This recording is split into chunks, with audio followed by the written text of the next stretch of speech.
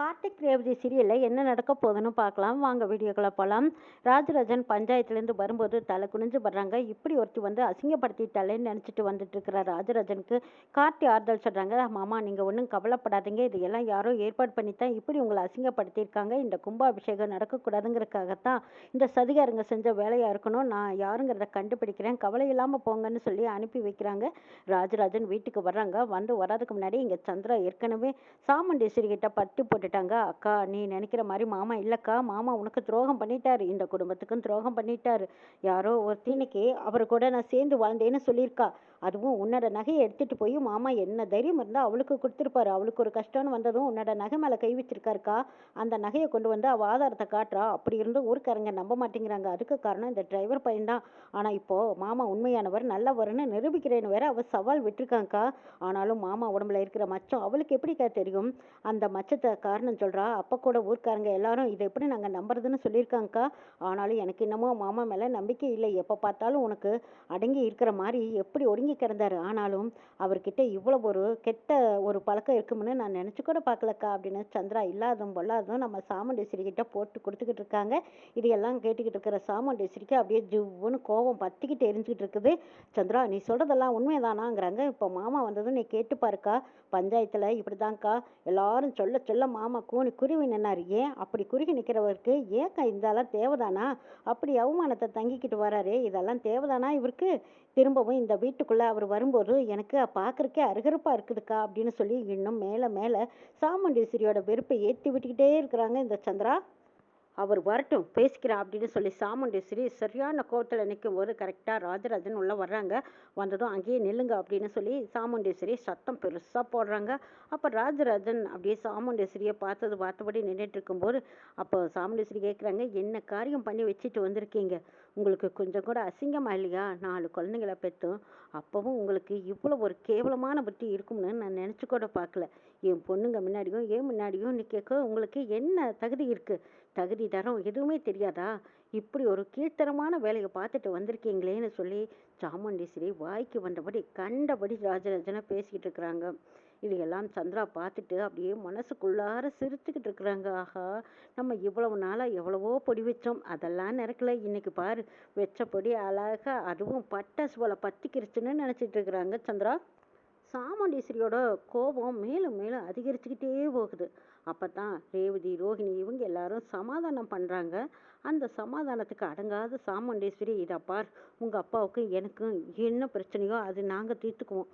இவ்வளவு நாள் அவர் கூட நம்பிக்கையோடு வாழ்ந்த என் நம்பிக்கையை தொலைச்சிட்டாங்க, அந்த நம்பிக்கையை கெடுத்துட்டாங்க. இதுக்கப்புறமா நான் அவர் கூட சேர்ந்து வாழ எனக்கு இஷ்டம் இல்லை. இப்போதைக்கு நாங்கள் 2 பேரும் பேசிக்கிறோன்னா அது எங்கள் குடும்ப பிரச்சனை, இதில் யாரும் தலையிடக்கூடாதுன்னு சொல்லிட்டாங்க. இதை கேட்ட ரோஹிணியும் ரேவதியும் பேசாம ஒரு அடி தள்ளினையே நின்றுட்டு இருக்கிறாங்க. சாமுண்டீஸ்வரி, ஏன் இப்படி நீ என்ன சந்தேகப்படுற?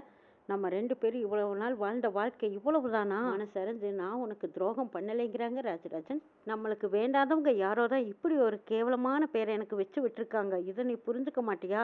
என் கூட வாழ்ந்ததெல்லாம் இவ்வளவுதானா? என்னை புரிஞ்சுக்காத நீ இப்போ எவ்வளவு சொன்னாலும் நீ புரிஞ்சுக்க மாட்டேன்னு எனக்கு தெரியும். மாப்பிள்ளை காலையிலத்துக்குள்ள இந்த யார் செஞ்ச சதிங்கிறத உண்மையை கண்டுபிடிக்கிறேன்னு சொல்லியிருக்காரு. அவர் கண்டிப்பாக கண்டுபிடிச்சு என்னை நிரபராதின்னு நிரூபித்து காட்டுவார்.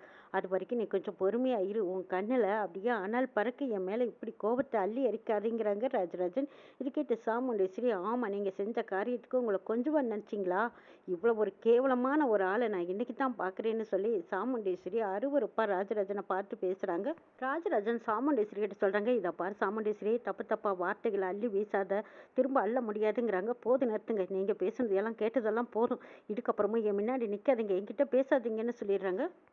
இங்கே நடக்கிற சண்டையெல்லாம் சந்திரா சந்தோஷமாக பார்த்துட்டு இருக்காங்க. திரும்ப சிவனாண்டிக்கு ஃபோன் பண்ணி, ஏங்க நாங்கள் நடக்கிற மாதிரியே செம சூப்பராக சண்டை போட்டுட்டு இருக்காங்க. அதையும் தாண்டி நாம் நினச்சது இனிமேல் தாங்க மெல்ல நடக்க போகுது. அக்காவுக்கும் மாமாவுக்கும் சண்டையை போட்டு விட்டாச்சு, மெல்ல பிரிச்சும் விட்டுட்டா இன்னும் சௌகரியமாக போயிடும். சந்திரா, உன்னோட திறமையே திறமை தான்.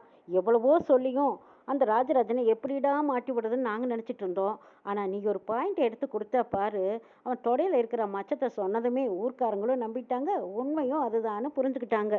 இப்போ அந்த மச்சத்தால் தான் இப்போ அந்த குடும்பமே பிரிய போகுது. அடடா, இதை நினைக்கும் போது எவ்வளோ சந்தோஷமா இருக்குது தெரியுமா சந்திராங்கிறாங்க சிவனாண்டி. இது கேட்டு சந்திராவும் ரொம்பவே சந்தோஷத்தில் சொல்லுறாங்க, ஆமாங்க, இதை நான் எதிர்பார்க்கவே இல்லை தெரியுமா. கரைப்பார் கரைச்சா கல்லும் கரையும்னு சொல்லுவாங்க. அந்த மாதிரி ஊர்க்காரங்க அத்தனை பேர்த்தையும் நம்ப வைக்கிறதுக்குள்ள போதுமடா சாமின்னு ஆயிப்போச்சு. அப்பாடா எப்படியோ நம்ப வச்சாச்சு பாருங்க. இதுக்கப்புறம் இனிமே இந்த கும்பாபிஷேகம் நடக்க சான்ஸே கிடையாது. உங்களை வச்சு தான் கலச பூஜையும் நடத்துவாங்க, கும்பாபிஷேகமும் நடத்துவாங்க. உங்க பக்கத்துல டக்குன்னு நான் ஓடி வந்து நிக்கணும்னு எனக்கு ரொம்ப ரொம்ப நல்லா ஆசையா இருக்குதுங்கிறாங்க சந்திரா. அதெல்லாம் கூடிய சீக்கிரம் இனிமே தான் நடக்க போகுது சந்திரா. முதல்ல உங்க அக்காக்காரையும் உங்க மாமாவையும் வெட்டி விடு, அதுக்கப்புறம் பார்த்துக்குவாங்கிறாங்க சிவனாண்டி. சந்திரா சிவனாண்டி 2 பேரும் ஃபோன்ல பேசிட்டு இருக்கிறத அந்த பக்கமா வந்த ரேவதி கேட்டுக்கிறாங்க. அம்மா சித்தி யார்கிட்ட இவ்வளோ சந்தோஷமா பேசிட்டு இருக்காங்க? வீட்டில் இவ்வளோ பிரச்சனை ஓடிட்டு இருக்கும்போது இவங்களுக்கு சிரிப்பு வருமா? சிரிப்பு இருக்கட்டும், யார்கிட்ட பேசுனாங்கன்னு கண்டுபிடிச்சிடலாம் அப்படின்னு நினச்ச சந்திரா பேசுனது எல்லாம் மறைஞ்சு இருந்து கேட்டுட்டு இருக்காங்க ரேவதி. அப்போ சிவனாண்டி கிட்ட பேசுனது நல்லா தெரிஞ்சுக்கிட்டாங்க. அடி பாவி, இந்த வீட்டுக்குள்ளேயே இருந்துக்கிட்டு என் அம்மாவுக்கே துரோகம் பண்ணிக்கிட்டு உன் புருஷன் கூட தான் பேசிட்டு இருக்கியா? இதை ஒரே அம்பலத்தில் கொண்டு வந்து வெளிச்சத்துக்கு கொண்டு வந்து உன் முகத்தறியை கிழிக்கிறேன் அப்படின்னு நினச்ச ரேவதி அப்போவே சந்திரா பேசிட்டு இருக்கிறத வீடியோ எடுத்து வச்சுக்கிறாங்க. டேய் காட்டு பயல, உனக்கு தாண்டா நான் நன்றி சொல்லணும். உன்னால தாண்டா இனிமே என்னோட காரியமெல்லாம் நடக்க போதோ அப்படின்னு சந்திரா சந்தோஷத்தில் வரும்போது ரேவதி அதை பார்த்து புரிஞ்சுக்கிட்டாங்க. ஓஹோ, இவ்வளோ பெரிய வில்லத்தனமா நீ நடந்துக்கிறியா? உன்னை நான் சும்மா விட்டுருவேன்னு நினச்சேன் அப்படின்னு நினச்சி உடனே கார்த்திக்கு ஃபோன் பண்ணி இங்கே நடந்தது எல்லாம் சொல்கிறாங்க ரேவதி. இது எல்லாம் கேட்ட கார்த்தி, ஓ அப்படியா, அவங்க வேலை தானே அதெல்லாம், நான் பார்த்துக்கிறேன் ரேவதி, நீ கவலைப்படாதேங்கிறாங்க.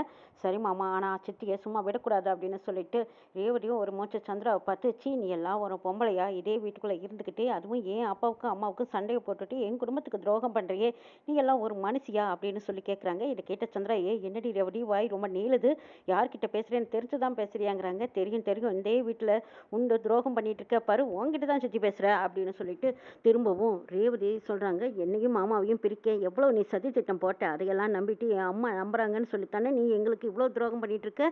இதுக்கப்புறமும் உன்னை நான் சும்மா விட போகிறதில்ல, உன்னோட சுயரூபம் என்னங்கிறத என் அம்மாவுக்கு நான் நிரூபித்து காட்டுறேன்னு சொன்ன ரேவதி சந்திராவை பற்றின ஆதாரங்களை எல்லாம் திரட்டிட்டு இருக்காங்க. அடுத்தது கார்த்திகிட்ட சொல்லி கார்த்தியெல்லாம் நான் பார்த்துக்கிறேன்னு சொல்லி ஆதாரத்தோடு வந்து நிற்கிறாங்க. எப்படி உங்களுக்கு ஆதாரம் கிடைச்சதுன்னு ரேவதி கேட்குறாங்க. அப்போ மயிலும் கார்த்தியும் 2 பேரும் சேர்ந்து அந்த பிரியாவோட புருஷனையே போய் பார்க்குறாங்க. அந்த ஆள் எல்லாம் புட்டு புட்டு வைக்கிறான். இவ ஒரு சுத்த மோசமான பொம்பளை, இவளோட நடைமுறை சரியில்லாதனால தான் இவளை விட்டு நான் பிரிஞ்சு வந்ததுக்கே காரணம்னு அவள் புருஷன் சொல்கிறான். இதை கேட்ட கார்த்தி, ஆமாம் நீங்கள் வந்து எப்படியோ எங்களுக்காக வந்து பஞ்சாயத்தில் சொல்ல முடியுமான்னு மயில் கேட்குறாரு.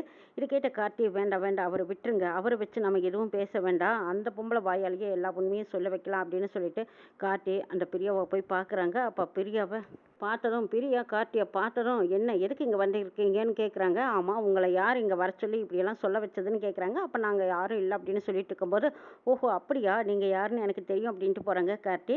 அடுத்தது சந்திரா பிரியாவை வந்து பார்க்குறாங்க. பிரியா, நீ சொன்னதுக்கு ரொம்ப நன்றி. எப்படியோ நான் நினச்ச மாதிரி நீ எங்கள் அக்கா குடும்பத்தில் பெரிய பிரச்சனையை உருவாக்கிட்ட, நீ கேட்ட பணம் இந்தா அப்படின்னு சொல்லி சந்திரா பிரியாவுக்கு பணத்தை கொடுக்கும்போது அப்போ கார்த்தி வீடியோவும் ஃபோட்டோவும் எடுத்து வச்சுட்டாங்க. பஞ்சாயத்தில் நாளைக்கு நிரூபிக்க போகிறேன்னு வந்து சொல்லியிருக்காங்க. இதை கேட்ட சந்திரா முதற்கொண்டு அப்படியே கிடுகிடுன்னு நடுங்குறாங்க. ஐயோ என்னடி இது இப்படி ஏமாந்து போயிட்டே, இந்த மாதிரி ஆளுங்க வந்தாங்கன்னு ஏண்டி என்கிட்ட சொல்லலை அப்படின்னு சந்திரா கேட்குறாங்க. இதை கேட்ட பிரியா, ஐயோ இவர் யாருக்கா, இவர் ஏதோ ஊருக்குள்ளே ஒருத்தர்னு நான் நினச்சேனே, உங்களுக்கு வேண்டாதவங்களாங்கிறாங்க. போடி, இவனால தாண்டி எங்கள் குடும்பத்திலேயே எவ்வளோ பிரச்சனை வந்தாலும் இவன் முன்னாடி வந்து நின்றுக்கிட்டு முந்திரி கட்ட மாதிரி இந்த குடும்பத்துக்கு நல்லது செஞ்சுட்டு இருக்கான்.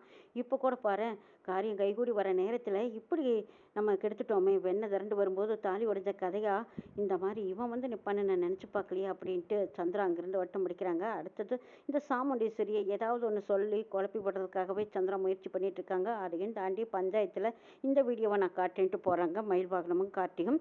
அடுத்தது ரேவதியும் கைக்கொட்டி சிரிக்கிறாங்க. சித்தி, பல நாள் திருடன் ஒரு நாள் அகப்படுவான்னு சொல்லுவாங்க, அதே மாதிரி வசமாக மாட்டிக்கிட்டீங்களா அப்படின்னு சொல்லி சிரிச்சிட்டு இருக்கும்போது அப்போ சந்திரா சரியான கோபத்தில் இருக்காங்க. ரேவதி வாயை முடிட்டு ஒழுங்கு மரியாதையாக போயிடுங்கிறாங்க. போகிறேன் சித்தி போகிறேன், நீங்கள் யாருங்கிறத நிரூபிக்காமல் நான் போக மாட்டேன், யாரும் பார்க்க மாட்டாங்கன்னு நினச்சிக்கிட்டு தானே நீங்கள் உங்கள் புருஷன் கூட இவ்வளோ சௌகரியமாக சந்தோஷமாக இருக்கீங்க, நாளைக்கு உண்மை வெடிய போகுது இருங்க அப்படின்னு சொல்லிட்டு போகிறாங்க ரேவதி.